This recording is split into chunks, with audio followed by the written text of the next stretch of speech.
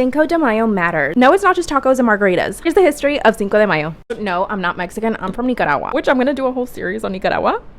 I refuse to take off these pimple patches. They're the only ones I have, okay? So don't judge me. Cinco de Mayo celebrates Mexico's victory over the French Empire in the Battle of Puebla. This all went down in 1862, a long time ago. Everything started when Mexico had a huge debt with the Spanish, the French, and the English. Mexico could not afford it, so they had to declare a temporary moratorium, which means we're not gonna pay you guys for like 2 years. And then the French, the Spanish, and the English were like, no, we're coming over there. They sent all their troops over to Mexico. Damn, gosh, that's really pigmented. So the French had an ulterior motive because they wanted to establish a French empire in Mexico. France was under the rule of Napoleon III, which, by the way, he was the nephew of Napoleon Bonaparte. And coincidentally, Napoleon Bonaparte died May 5th, 1821. And then his nephew went on to try to establish a French empire in Mexico. I mean, what is happening? This is when Spain and the English withdrew, so the French were left by themselves. But of course they stayed because they had that ulterior motive. So the French march over to Puebla, and they're fully expecting to win. But what the French didn't know was that the Mexicans had way more troops than they thought.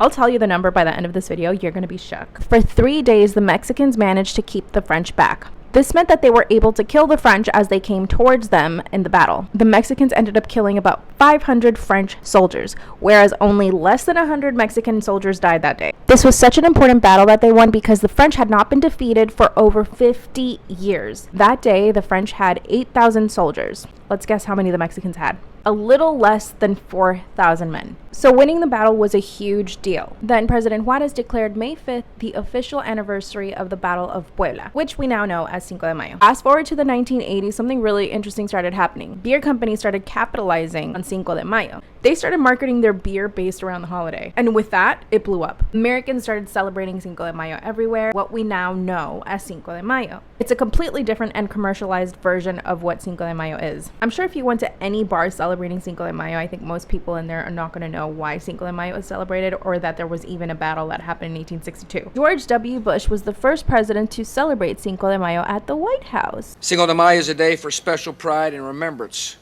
for people on dos lados de la frontera. It's a reminder of the proud heritage of many Americans. Nowadays, it seems like people assume that Cinco de Mayo is the Mexican Independence Day, which is completely wrong. That's in September. The US made it into a consumerist holiday. People don't even know why they are celebrating it. And if you haven't followed me already, you should totally follow me, okay? Oh, I'm also a day late, but I was on a plane yesterday, so that's my excuse. Bye!